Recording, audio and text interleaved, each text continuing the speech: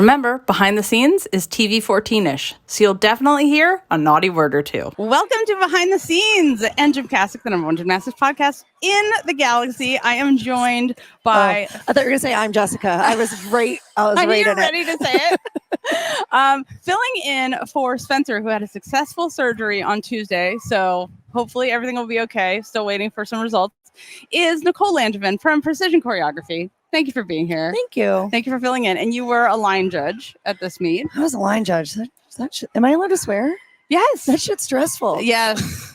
I learned all about line judge drama that I didn't know about this week. And I was like, wow, like people have really, really strong feelings. That's why we should just have cameras so people can see like, oh, it's well, factual. You do start to question your position in life and how you view things when you're questioned over something that you blatantly saw. Right. So my out of bounds during Hope's got video reviewed. And I was like, I know I saw 2 feet. I know how to see. I know how to count. Like I know what I'm looking at. And then as soon as it was questioned, I was like, is this reality? Like, is this life? Is this real life? I was right. Yeah, of course you were. I didn't want to be right for the kids' sake, but it felt good to be right. But these things happen. This is our immediate reactions right after watching the competition. We will, of course, and there are many people walking around on the podium, the media tribune, so things might wiggle because that's where we are right now. If you're watching in front of a visual listener. So this is our immediate reaction before we do our deep analysis, which is coming on Monday, where Dennis Vachon will be joining me, who is amazing. And he is Brooklyn Moore's coach, among others, and he's fantastic. So he stayed up till 3 a.m. to watch this meet. So because he's in France, because he's working on the Olympics. So you can listen to this in your favorite podcast player, or join us live. Everything you need is in the show notes, and this show is PG-14, as you found out from because I said from shit. Nicole. Okay, 2 immediate updates. Gabby Douglas scratched. That's it. Cannot petition. Wasn't happening. Confirmed with Chelsea and Alicia right after the meet. Just double. I mean, she can't do all around. She's already qualified on 3 events to championships, but that's it. Connor cannot petition. She's out. That injury was she was so devastated. This sport will take you from here to here in a freaking blink of an eye. Yes. Yeah. And she placed 3rd on beam with no dismount. Nope. She had a freaking layout and was 3rd on beam. Like, I was a little worried because, I don't know, watching her in podium training, I was like, oh, she's not doing a dismount on beam. I don't know if she's like, she didn't do like even half sets on bars. And I was like, I don't know, I'm a little worried. But she, when you're an elite and you're that good. I don't need a dismount. No, it's not a special requirement. Why should I bother with that? But this is the other thing about like Achilles injuries, which it looks like we don't know, but it looks like an Achilles injury is like, sometimes there's no warning. They're just like, oh, that was all the springies we had. My heel fell off and now I'm done. And now you feel like you stepped in the floor, tumbled into the floor, and that's that. Yeah. So also, I do want to mention once again, if you guys are not on the Washington Post, Emily Giambalvo's Pick Your Highest Team machine, now's the time. It does take an hour or 2 to update. She let me know. But Fact Checker is going to put a link in the chat, and I'll also put in the show notes so that you guys can look at it, because we need to support women like Emily who are doing an incredible job giving us all the data we want to, especially while Spencer's out. And she's been working on this for a year. So, but just it'll take a minute to update the scores, but like it's amazing. And also democracy dies in darkness. I don't know if you've heard about this. And so the Washington Post is also important. And then if you're right, street cred. Right. That's really what it's all about. Exactly. Screenshot everything. I think you can, if you're a subscriber, I think you can take screenshots and like 8 GIFs a month or something of or a week, or I don't know. So you can keep gifting like I was right about your team. I don't know a lot about GIF lore, but I'm going to trust you on that one. Okay. Some rules clarification I wanted to get to because of a lot of questions and weird information about who could petition and who couldn't. So if you have competed in the event called the All Around already, you cannot petition to championships. So there's no petitioning. You can compete on the events you had, but you cannot petition. So that is the clarification on the who can petition, who can't, to championships. Trials is a whole nother. Is that from today, that clarification? That was from, yesterday and today. It's been an ongoing process of clarifying. This weekend is today. Yes. It's one big today. Okay. You know that I can never remember. I was like, what day is it? When are you leaving? I was like, what day is it? I think I'm leaving Sunday. One long day. Yes. Okay, so the people that got either a 26.4 2 event, 39 3 event, or 51 all around are qualified. And the 51, it's 51's pretty low. It's pretty low. All I mean, score. to us mortals, yes, it's very high. But yes, I understand what you're saying. To the muggles in the world. Okay, biggest surprises for you watching this?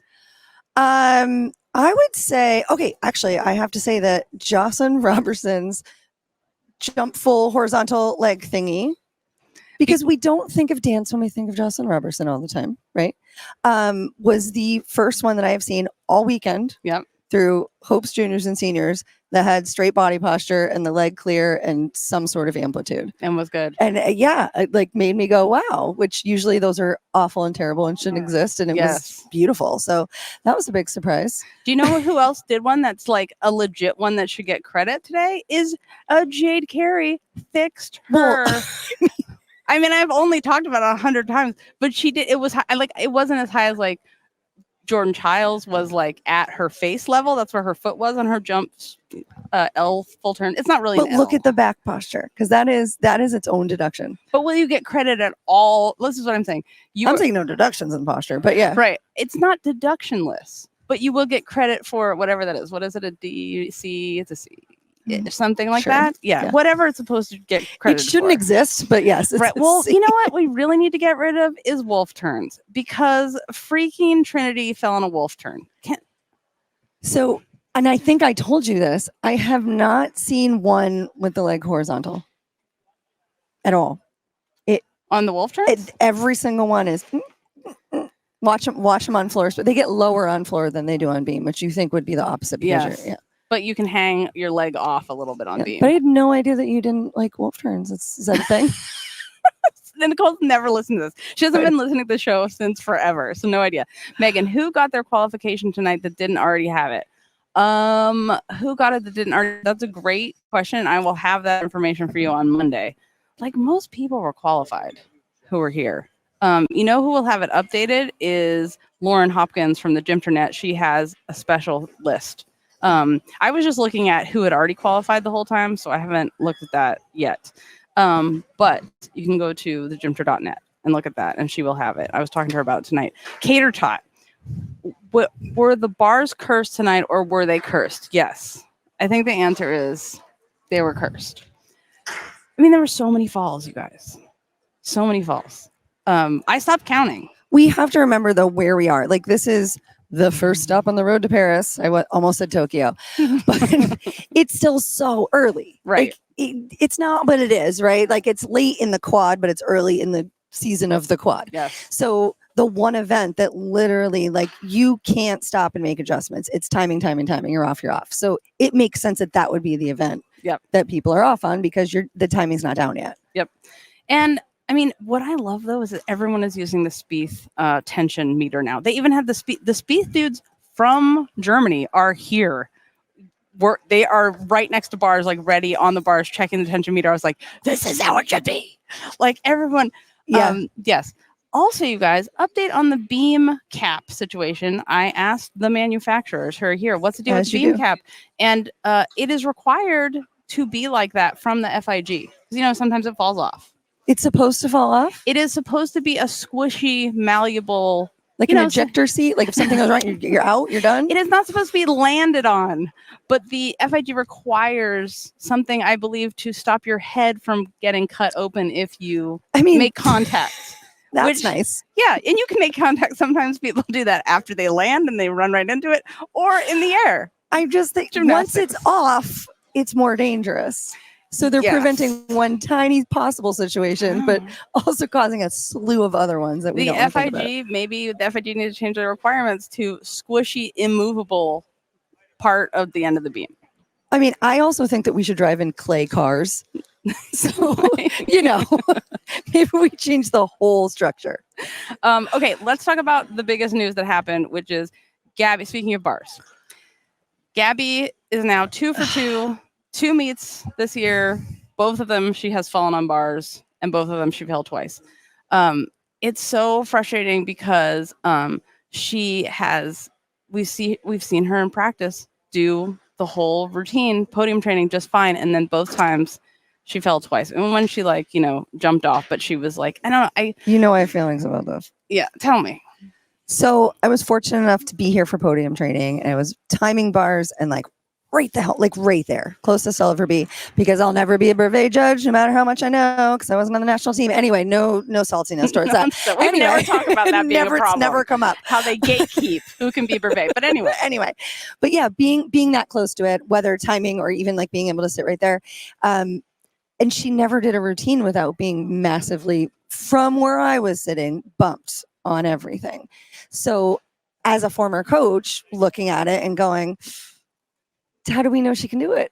How does she know she can do it? And there is the other side where it's like, well, Larry might know what he's doing. He's kind of done this before. Yeah, he's so I was trying to think that, but going into it, that was my concern, was I never saw her do anything in podium training or warm-ups without ever being bumped. Yeah. And true. So I also part of me thinks though, it does change your rhythm when you're being bumped. But another part of me is how much force can Valery Liu can give with one little arm on. I mean, he's now he's Olympic champion. He could do a triple back. So he's, freakishly strong. It's a little strong. But yeah.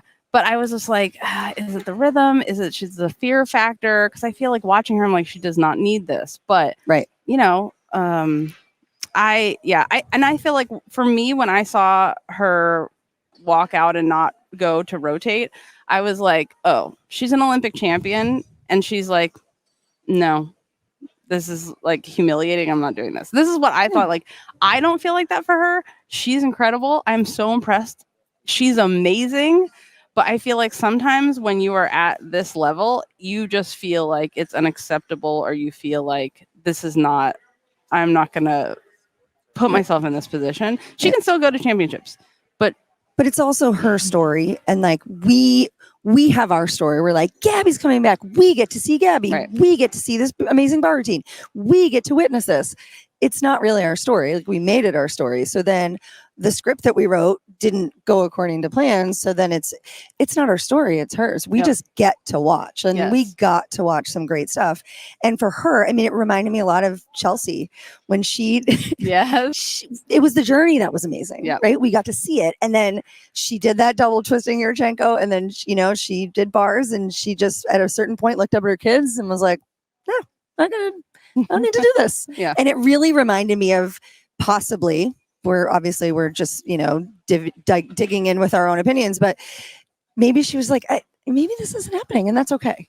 What I loved about watching her today is when we talked to her after podium training, she just seemed genuinely so stoked to be here and happy. And she said, I'm grateful for my body. And that I was oh, everyone, if you have any kind of health at all, even if you're not have Gabby Douglas's genetics and hard work ethic, be grateful for your body. And the things that it can do for you. It just reminded me of that. But also watching her when she just walked in to be introduced, and just standing there, she was just beaming, just standing there, listening to everyone be introduced. And she kept looking around, and she just looked so happy. I can't believe I'm here and I made it and I can do this gymnastics again. Yeah. It's that second chance at life type thing. The thing you thought was completely over, and then you get it. That was enough. She doesn't need to do all around. Yeah. She showed us some incredible stuff, and she did incredible stuff for herself, and she can walk away.